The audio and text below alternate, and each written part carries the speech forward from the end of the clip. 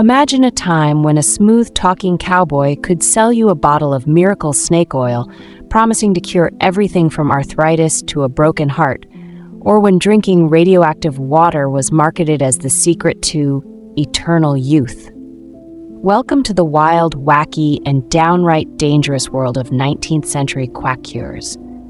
Today, we're diving into some of the most outrageous scams that fooled the masses, and let's travel back to a time when medicine was more magic show than science.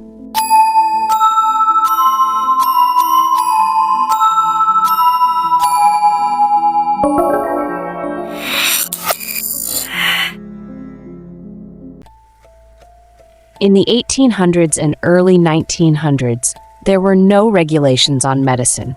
Anyone with a bottle, a dream, and a knack for storytelling could claim they'd found the cure to all your woes.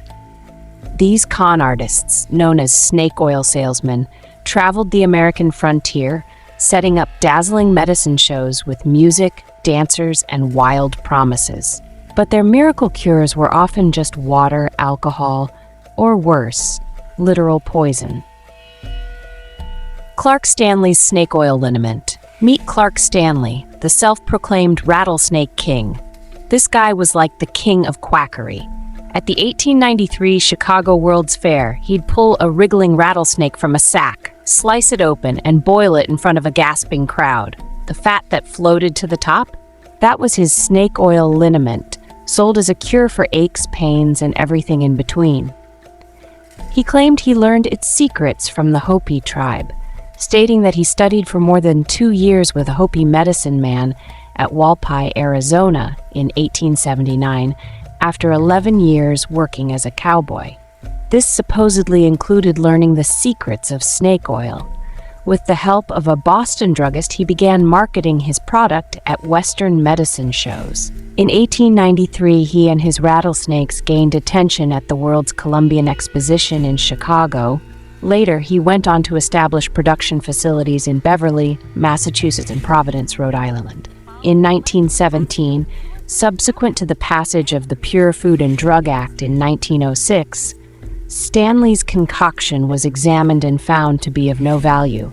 It was found to contain mineral oil, a fatty compound thought to be from beef, capsaicin from chili peppers, and turpentine. He was fined $20, and the term snake oil would go on to become a popular euphemism for ineffective or fraudulent products, particularly those marketed as medicines or cures. Radium or revigator. In the late 1800s, when radiation was discovered, people thought it was a health miracle. Companies sold radium water as a cure for 150 diseases. Would-be inventors seeking to capitalize on the discovery of radioactivity in the late 19th century produced a plethora of questionable medical devices and treatments. Among the most famous of these was the revigator, an earthenware vessel. The radium ore revigator was a ceramic jug lined with uranium ore. You'd fill it with water, let it sit overnight, and drink the energized water. 6 to 8 glasses a day, they said. This was marketed as a healthy practice which could prevent illnesses including arthritis, flatulence, and senility. They claimed regular water was denatured, missing that magical radiation spark. Although the water contained high levels of radon, a Mount St. Mary's University study posited that the health risk from radiation was probably low relative to the other causes of mortality at the time. The water also contained levels of arsenic, lead, due to the fact that it had a lead spout, vanadium, and uranium that pose a health risk. By the 1930s, we learned radiation wasn't a cure. It was a killer. And products like this one were thankfully no longer on the market. Kickapoo's Indian Sagwa. Picture this. It's 1881, and you're at a traveling medicine show. Fire eaters, dancers, and Native Americans in full regalia are hyping up the crowd for the reveal of the product, Kickapoo's Indian Sagwa, a supposed Native American remedy from the Kickapoo tribe. Con men John Healy and Charles Bigelow claimed it cured heartburn, depression, even jaundice. The Kickapoo Indian Medicine Company's medicine shows were the biggest and most successful in the United States. They were the brainchild of a New Haven peddler and a bogus Texas frontiersman who capitalized on the American belief that Indians had a deep knowledge of natural medicine. Cap's Kickapoo Joy Juice was so potent the fumes alone could melt the rivets off battleships. Kickapoo Cough Cure and Kickapoo Sagwa could cure just about any ailment, or so claimed the New Haven entrepreneurs who concocted the products. John E. Healy led a checkered career before he stumbled on the idea of an Indian medicine show. He had been a drummer boy in the Union Army during the Civil War, a door-to-door salesman of Vanishing Cream, a purveyor of King of Pain, liniment, and proprietor of an Irish minstrel show. He hooked up with Dr. E.H. Flagg, a Baltimore peddler who played the violin on street corners to help sell his Flagg's Instant Relief. Flagg's Instant Relief was soon renamed Kickapoo Indian Oil. In the fall of 1879, the two men hired Charles Bigelow to take the Kickapoo Indian Oil show on the road. The Kickapoo Indian Medicine Company reassured its customers that medicines made of roots, barks, twigs, leaves, seeds, and berries are the most beneficial because they assist nature in the right way to make her own cure. Kickapoo Indian oils were quick cures for all pains, and the Kickapoo Indian Cough Cure could cure all diseases of the throat and lungs. They promised their most popular product, Kickapoo Indian Sagwa, would purify the blood and cure all diseases of the digestive system. They advertised it as a product of roots, herbs, and bark, but a rival claimed it was really a mixture of stale beer and aloe. The Pure Food and Drug Act of 1906, along with the advent of the motion picture, put a slow end to the traveling medicine show. At first, the Kickapoo Indian Medicine Company praised the new law for putting out of business fake patent medicines and so-called remedies containing dangerous drugs. And yet, the Kickapoo Cough Cure was deemed misbranded under the Act in 1911. The reason? It contained far more alcohol than indicated on the label.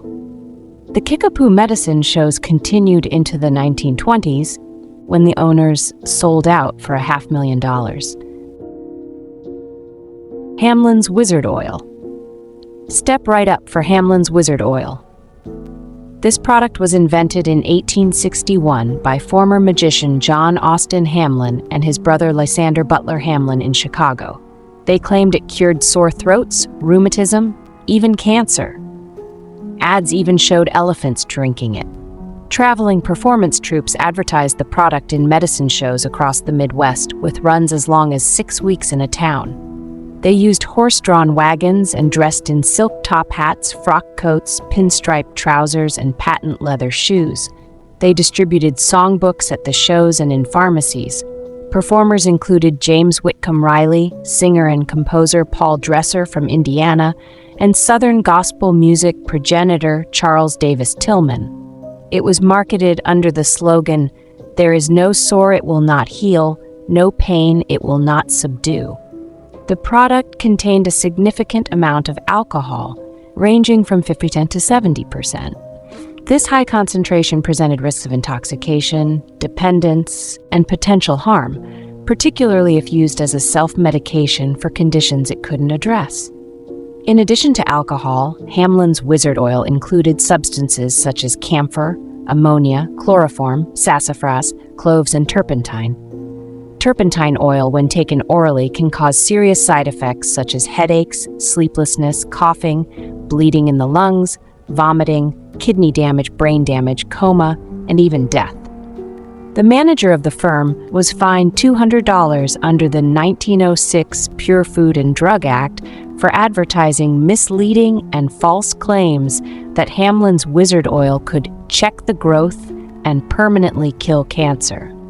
This was one of so many drugs and tonics of that era that claimed to treat and cure diseases, and they simply couldn't do the things that they claimed to do, misleading the public and putting them in real danger. Radithor was a radioactive patent medicine brand of distilled water containing at least 1 microcurie each of the radium-226 and 228 isotopes. Radithor was manufactured from 1918 to 1928 by the Bailey Radium Laboratories of East Orange, New Jersey. The owner of the company and head of the laboratories was listed as William J. A. Bailey, a dropout from Harvard College, who was not a medical doctor. It was advertised as a cure for the living dead as well as perpetual sunshine. The expensive product was claimed to cure impotence, among other ills. Radithor was William J. A. Bailey's biggest commercial success, selling 400,000 bottles between 1925 and 1930. Eben Byers, a wealthy American socialite, athlete, industrialist, and Yale College graduate who drank 1,400 bottles of Radithor beginning in 1927, died in 1932 of various cancers as a result. Before he died, his jaw had to be removed. Byers was buried in a lead-lined coffin. When exhumed in 1965 for study, his remains were still radioactive and measured at 225,000 becquerels. As a comparison, the roughly 0.0169 grams of potassium-40 present in a typical human body produces approximately 4,400 becquerels. His death led to the strengthening of the Food and Drug Administration's powers and the demise of most radiation-based patent medicines. A Wall Street Journal article describing the Byers incident, published in August 1990, was titled, "The Radium Water Worked Fine Until His Jaw Came Off." From snake oil to radioactive water, these vintage cures show how far we've come and how gullible we can be when we're desperate. The Pure Food and Drug Act of 1906 was a game changer, shutting down these scams and paving the way for modern medicine.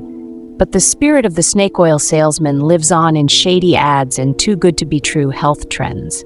So next time you see a miracle cure, ask yourself, is this science or just another bottle of snake oil? Thanks for watching. Hit that like button, subscribe, and ring the bell for more wild history stories. Share your favorite quack cure in the comments, and I'll see you in the next video.